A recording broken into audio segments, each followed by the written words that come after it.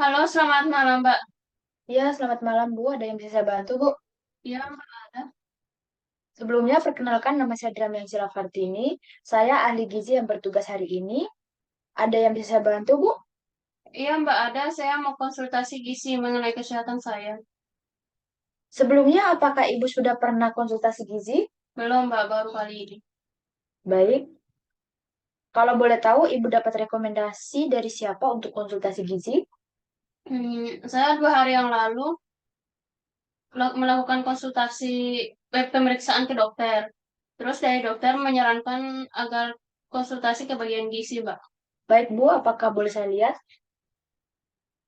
Boleh, Mbak. Nanti untuk surat rekomendasinya saya kirim lewat email Ibu. Baik.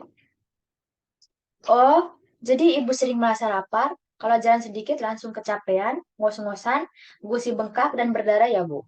Iya, betul sekali, Mbak. Jadi gini ya Bu, tujuan dari konsultasi gizi yaitu membantu mengidentifikasi permasalahan gizi pada Ibu. Iya, Mbak. Sebelumnya boleh saya minta data pribadinya Ibu? Boleh, silakan, Mbak. Nama Ibu siapa? Nama saya Maria Wahyuni Malengga. Ibu Maria Wahyuni Mariengge ya Bu? Iya, Mbak. Umurnya berapa ya Bu? Untuk umur saya 21 tahun, Mbak. Kalau saya boleh tahu pekerjaan Ibu apa ya? Pekerjaan saya sebagai administrasi di perusahaan swasta, Mbak. Di swasta ya Mbak? Sebelumnya apakah Ibu sudah pernah timbang berat badan Bu? Sudah, Mbak, 2 hari yang lalu saya timbang berat badan. Kalau boleh tahu berapa hasil timbang berat badannya Bu? Untuk berat badan saya itu 70 kilogram, Mbak. Baik. Apakah Ibu sudah pernah mengukur tinggi badan? Sama, Mbak, 2 hari yang lalu saya melakukan pengukuran tinggi badan. Baik. Berapa Bu hasilnya? Untuk hasil tinggi badan itu 155 cm. Jadi, Ibu Yuni ini tinggi badannya 155 cm dan berat badannya 70 kilogram ya, Bu. Iya, betul sekali, Mbak. Apakah Ibu sebelumnya sudah melakukan pemeriksaan gigi dan gusi?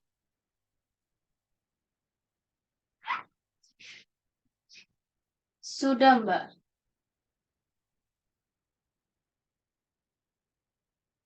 Jadi gimana Bu hasilnya? Untuk hasilnya itu kedalaman cella mulut 4 mm, Mbak. Baik, jadi di sini Ibu didiagnosa obesitas, obesitas berat dan periodontitis ya, Bu. Iya, baik, Mbak. Jadi gini, Bu, obesitas itu kondisi kronis akibat penumpukan lemak pada tubuh yang sangat tinggi. Jadi, obesitas itu terjadi karena asupan kalori yang dimakan itu lebih banyak daripada aktivitas fisik yang dilakukan. Jadi, kalori yang berlebihan itu menumpuk lemak, Bu. Sedangkan periodontitis adalah penyakit inflamasi atau pembengkakan yang terjadi pada jaringan periodontal yang disebabkan oleh infeksi bakteri yang dibiarkan menumpuk di gigi dan gusi. Pantasan, Mbak, soalnya kalau saya jalan walaupun dekat tapi ngos-ngosan. Dan kalau makan gusi saya terasa nyeri, kadang juga berdarah. Iya, Bu. Jadi, penyebab obesitas itu bisa dari keturunan, efek samping obat-obatan, kurang tidur, dan pertambahan gula. Jadi, ibu bisa merasa mudah lelah meskipun kegiatannya sedikit. Iya, Mbak.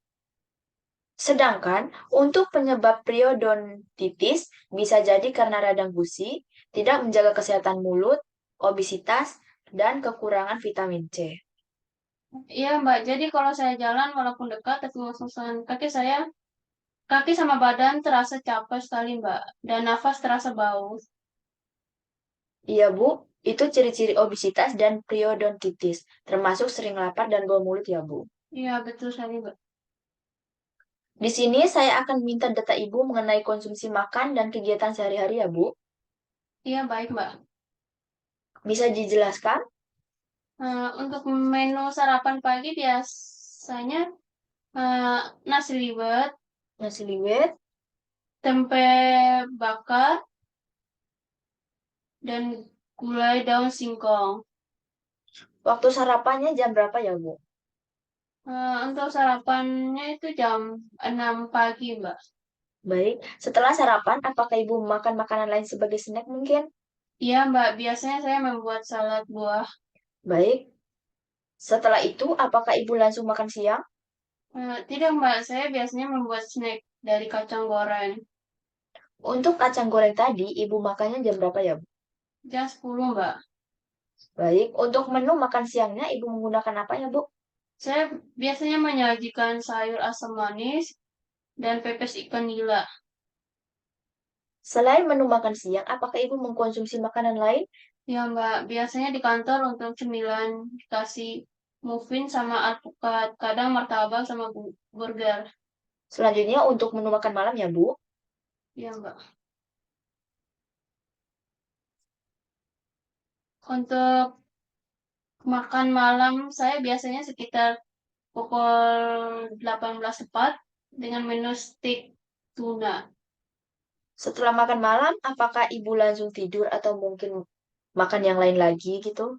Tidak, Mbak, karena saya sering merasa lapar, jadi saya membuat jus mangga. Baik, Bu. Jadi gini, dari menu yang ibu sebut, saya ingin mengetahui energi yang dikonsumsi ibu dan saya akan menjelaskan tentang pemorsian ya, Bu. Iya, baik, Mbak. Jadi di sini ada berapa contoh nasi ya, Bu?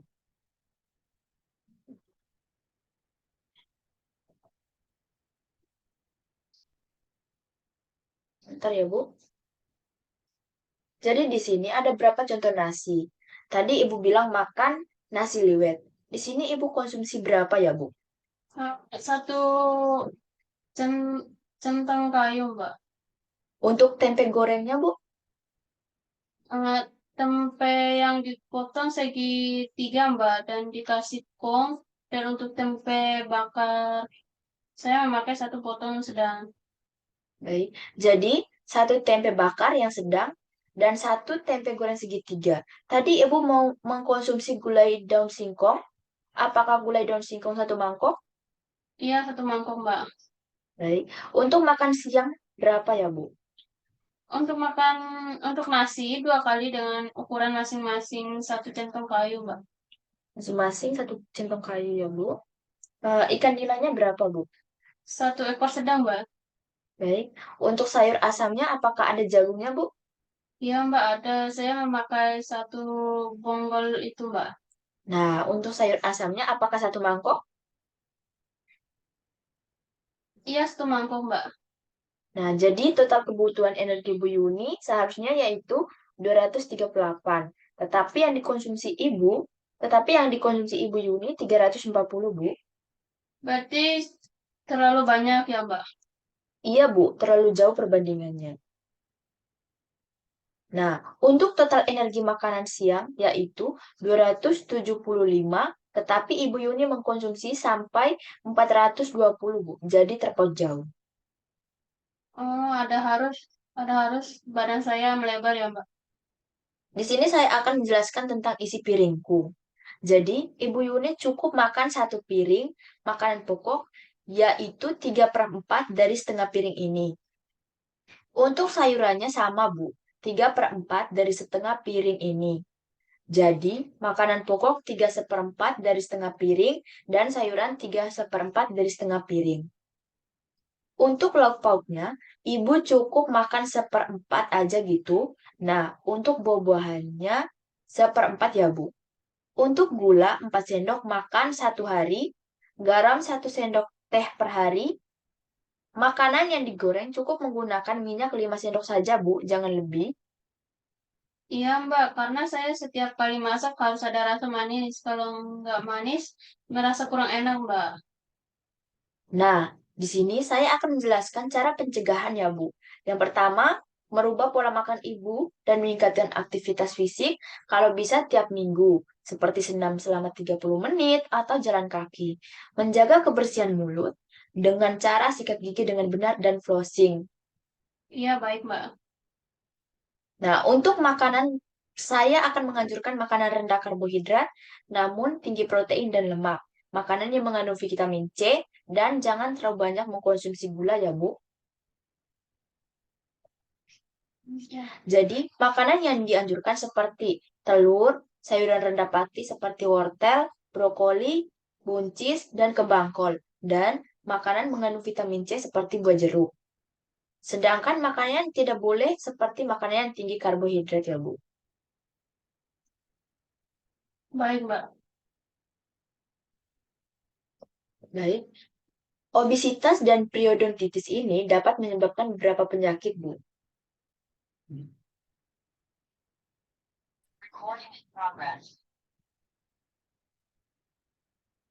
Sabar ya, Bu, ada kesalahan jaringan.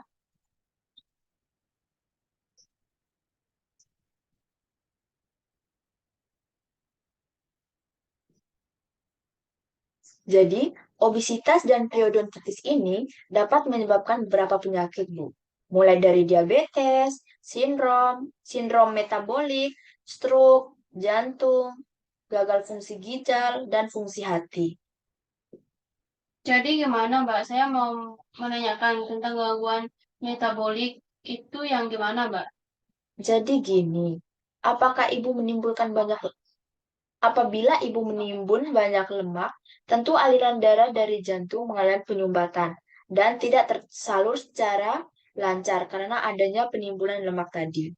Jadi, mulai hari ini, usahakan ibu mengkonsumsi makanan sehat, kurangi makanan junk food, kurangi gula, dan meningkatkan aktivitas fisik ya, Bu. Usahakan jangan makan lewat dari jam 7 malam dan tidur teratur. Baik, Mbak. Apakah masih ada pertanyaan lagi? Kenapa ya, Mbak? Setiap saya mengkonsumsi obat diet, tapi berat badan saya nggak turun-turun, Mbak. Iya, Bu, kalau bisa itu dihindari. Cukup dengan olahraga secara teratur dan pola makan sehat. Insya Allah, berat badan ibu menurun dan menjadi ideal. Kalau kita mengkonsumsi obat penurun berat badan, takutnya berpengaruh pada ginjal, Bu. Baik, Mbak. Terima kasih untuk konsultasi gizi yang berkaitan dengan kesehatan saya. Sama-sama, Bu. Silakan datang 2 minggu lagi ya, Bu. Baik, Bu. Terima kasih. Iya, terima kasih kembali, Bu.